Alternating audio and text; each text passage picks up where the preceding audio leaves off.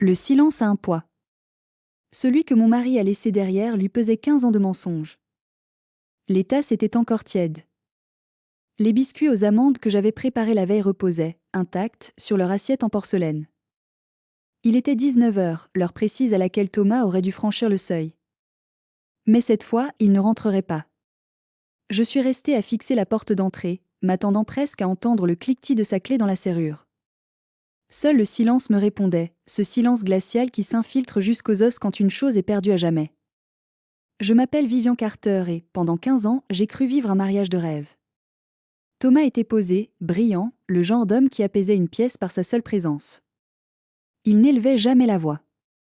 Il n'était jamais en retard. Il m'offrait des fleurs le dimanche, portait des chemises impeccables et s'assurait que je n'ai jamais à me soucier des finances. Nous n'avions pas d'enfants. Notre vie s'écoulait avec la perfection de 2 pièces d'un puzzle qui s'emboîte. Ce que j'ignorais, c'est que des pièces manquaient.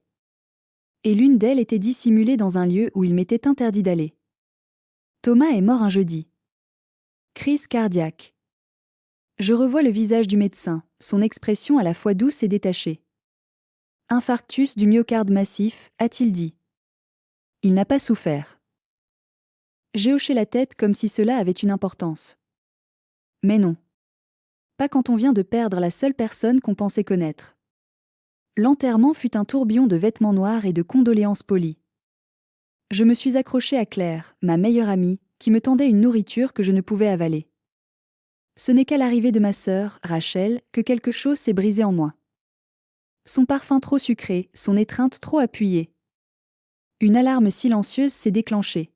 « Je suis si désolée », a-t-elle murmuré. Thomas était comme un frère pour moi. Je voulais la croire, mais son regard trahissait autre chose que du chagrin. Plus tard, dans ma cuisine, elle a lâché. « Écoute, je sais que ce n'est pas le moment, mais Thomas m'avait prêté de l'argent. J'espérais qu'on puisse régler ça. » Je l'ai dévisagé. « Quel argent ?» Elle a eu un petit rire, comme si j'étais naïve. « Oh, je suppose qu'il ne t'en a jamais parlé. » Cette nuit-là, le sommeil m'a fui. J'errais dans la maison, touchant les meubles comme pour leur arracher des secrets. C'est là que je les ai vus. Les clés de Thomas sur la console de l'entrée. Et parmi elles, celle que je n'avais jamais eu le droit d'utiliser. La clé de son garage. Il n'y a que des outils et de la graisse, m'avait-il dit des années plus tôt avec un sourire. Ça ne te plairait pas, je n'avais pas insisté. C'était notre arrangement, une vie confortable, faite d'espaces tranquilles où je ne devais pas entrer. Mais aujourd'hui, je n'avais plus rien à perdre. Le lendemain, je me suis rendue au garage. Il se situait dans une vieille zone industrielle. La porte métallique a résisté avant de céder dans un grincement. L'air sentait la poussière et l'huile. J'ai allumé la lumière et mon souffle s'est coupé. Ce n'était pas un garage. C'était un sanctuaire érigé à une vie qui m'était totalement inconnue. Les murs étaient couverts de photographies, de cartes et de coupures de presse. Un collage obsessionnel. Et sur chaque photo, il y avait Thomas. Mais un autre Thomas. En jean usé, les cheveux en bataille, le sourire plus libre. Et sur presque chaque cliché, il était avec une femme. La même femme, plus jeune que moi d'au moins 10 ans, des cheveux de jais et un regard pétillant. Ils étaient proches, trop proches. Au dos, des dates manuscrites, 7 ans, 5, 3, l'une datée d'août 2024. Ce jour-là, il m'avait dit être en réunion. La photo le montrait à côté de cette femme et d'un jeune homme. Tous les 3 souriaient comme une famille. Au dos, l'écriture de Thomas, Isabelle et Logan. Août 2024. Mes jambes se sont dérobées sous moi. Je me suis rattrapée à un bureau métallique. C'est là que j'ai vu les dossiers. Virements bancaires, documents d'entreprise, rapports fiscaux. Rien ne correspondait à ce que je connaissais de ces affaires. Et dans un dossier, un rapport médical. Crescent Hat Institute. Daté de moins de 2 mois. Le nom de Thomas, suivi d'un diagnostic, cardiopathie ischémique. Stade 3. Il savait. Il savait qu'il allait mourir et ne m'avait rien dit. Mon mari était un inconnu. Un inconnu qui, la veille de sa mort, m'avait offert un collier de saphir en me disant « Tu es la seule pour moi ». J'ai titubé vers la sortie, le cœur en miettes, quand j'ai entendu des pas. Le jeune homme de la photo se tenait dans l'embrasure. Vivian Carter? Je n'ai pas répondu. Je m'appelle Logan Myers, dit-il en s'avançant. Thomas Carter était mon père. Le sol a disparu sous mes pieds. Depuis quand? Ai-je réussi à murmurer. Depuis toujours, répondit-il. Il nous a toujours tenus séparés. Ma mère, Isabelle, respectait ça. Mais elle est décédée l'an dernier. Après ça, les choses ont changé. Pourquoi êtes-vous ici, aujourd'hui? Logan a sorti un document plié de son sac. C'est un projet de testament. Non officiel. Il me l'a donné 2 semaines avant de mourir. J'ai déplié le papier. L'écriture de Thomas. Il y mentionnait Logan, une société dont je n'avais jamais entendu parler, Mercury South Holdings, et une dernière chose, accès aux documents restants, sécurisés dans le coffre-fort du bureau. Code lié à un objet personnel offert à V. Le collier. Ce n'était pas un cadeau. C'était une clé. Qu'est-ce que Mercury South Holdings? Ai-je demandé. Une de ces sociétés écrans, expliqua Logan. Il transférait de l'argent à l'international. Je crois qu'il essayait de mettre quelque chose à l'abri pour nous. Il savait que le temps lui était compté et il ne faisait pas confiance à ses associés. Le visage de Logan s'est assombri. Il disait que si quelque chose lui arrivait, quelqu'un viendrait chercher ce qu'il avait laissé. Ce lieu n'était pas un sanctuaire. C'était une scène de crime et un avertissement. Je dois rentrer, ai-je dit. J'ai besoin de ce collier. Logan a hoché la tête. Que je le veuille ou non, cette histoire était désormais la nôtre. J'ai d'abord appelé Claire. 20 minutes plus tard, j'étais sur son canapé, le collier posé sur la table entre nous, telle une grenade dégoupillée. Je lui ai tout raconté. Elle n'a pas dit « je te l'avais bien dit ». Elle a juste pris ma main. Mais je n'étais pas prête à m'effondrer. J'avais besoin d'un coupable. Alors, je suis allée chez Rachel. Son appartement luxueux contrastait avec ses éternelles plaintes sur l'argent. Elle m'a ouvert en pyjama de soie, un verre de vin à la main. « Tiens, ma sœur en deuil », dit-elle avec un sourire narquois. Dans son salon, une photo d'elle et Thomas, trinquant au champagne, prise 5 ans plus tôt. « Laisse tomber tes comédies, Rachel. Je sais tout.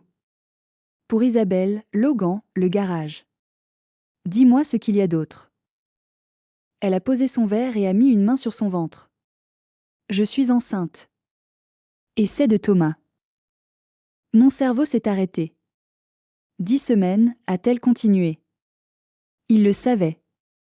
Il a dit qu'il s'occuperait de tout. La gifle est partie toute seule. Elle n'a pas crié. Elle a souri. Voilà la vraie Vivian. Celle qui vient de découvrir que sa vie parfaite était un mensonge. Pourquoi? Ai-je soufflé. Parce que tu ne m'aurais jamais cru. Tu avais ta vie parfaite, tes dîners à 19h. J'étais la version ratée. Thomas, lui, m'écoutait. Tu étais sa routine. J'étais son échappatoire. Elle s'est approchée. Dis ce que tu veux, mais ce bébé, il fait partie de ta famille. J'avais envie de tout détruire. À la place, j'ai dit, j'honorerai ce que Thomas a laissé. Pas pour toi. Pour ce bébé. Le lendemain, avec Logan et Claire, nous sommes allés au bureau de Thomas, un espace froid et impersonnel. J'ai sorti le collier. Au dos du pendentif, j'ai découvert un compartiment secret contenant une fine plaque métallique gravée de numéros. Le code. Le coffre-fort s'est ouvert. À l'intérieur, des documents, une clé USB noire, une clé de coffre-fort bancaire et une petite boîte en bois. Dans la boîte, une bague. Un simple anneau en or avec une inscription. Pour N à jamais. Pavé. Pas moi. N pour Isabelle. Il l'aimait. Il m'aimait peut-être aussi, mais elle était sa vérité. Le reste n'était qu'un spectacle. Puis Logan m'a tendu une lettre. De Thomas. Vivian, si tu lis ceci, c'est que je suis partie. Je suis désolée. J'ai été un lâche. J'ai construit 2 vies parce que je ne pouvais en abandonner aucune. Je t'ai aimé de la seule façon que je connaissais. Je te laisse la vérité. Fais en ce que tu veux. Brûle-la, enterre-la, ou expose-la au grand jour. Pardonne-moi si tu le peux. Cette nuit-là, mon téléphone a sonné. Numéro inconnu. Vivian Carter. Ici Gordon Blake. J'étais un associé de votre mari. Je crois que vous avez quelque chose qui m'appartient. Les documents du coffre. Un autre appel. Victor Crane. Rendez tout avant la fin de la semaine où il y aura des conséquences. La menace était claire. Thomas ne m'avait pas seulement laissé un chaos. Il m'avait laissé une arme, la clé USB. Nous sommes allés voir Marcus Doyle, un avocat discret et efficace. Je lui ai exposé les faits, la société écran, les menaces, les documents. Pas un mot sur Rachel ou Isabelle. Il a écouté, impassible. Votre mari n'était pas un homme d'affaires, Madame Carter. C'était un joueur d'échecs. Et il vient de vous léguer la partie la plus importante de sa vie. Ces hommes ne veulent pas négocier, ils veulent récupérer leur mise. La clé USB est votre seule assurance vie. Il a regardé Logan, puis moi. La question n'est pas de savoir si vous devez l'utiliser, mais quand. Il faut les forcer à venir à vous, tous ensemble. Sur votre terrain. J'ai organisé une réunion dans le bureau de Thomas le lendemain. J'ai convoqué Gordon Blake et Victor Crane.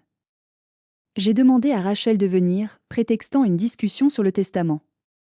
Logan et Claire étaient à mes côtés. Blake et Crane sont arrivés les premiers, deux prédateurs en costume chair. Puis Rachel est entrée, l'air méfiant. Je me suis assise derrière le bureau de Thomas. J'ai posé la clé USB entre mes mains. Merci d'être venu, ai-je commencé, ma voix dénuée de toute émotion. Mettons les choses au clair. Mercury South Holdings est dissoute.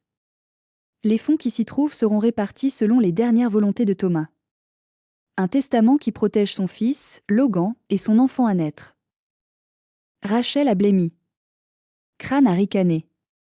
Vous n'avez aucun pouvoir ici. C'est là que vous vous trompez. J'ai fait glisser la clé USB sur la table. Ceci contient le détail de chaque transaction, chaque virement, chaque pot de vin. L'assurance chantage de mon mari. Si vous touchez à Logan, à cet enfant ou à moi, tout sera rendu public. Vous perdrez tout. Le silence était total. Voici mes conditions, ai-je poursuivi. Vous renoncez à toute créance. Vous disparaissez de nos vies. En échange, cette clé reste ici, dans ce coffre. Blake a regardé Crane. La partie était terminée. Ils ont hoché la tête et sont partis sans un mot. Rachel m'a regardé, un mélange de haine et de respect dans les yeux. Tu as gagné, a-t-elle sifflé. Personne n'a gagné, ai-je répondu. On essaie juste de survivre au chaos qu'il a laissé. Quelques jours plus tard, j'ai mis en vente la maison où j'avais vécu pendant 15 ans. Je me tenais sur le perron avec Logan, regardant le panneau « À vendre ». « Qu'est-ce que tu vas faire maintenant » m'a-t-il demandé.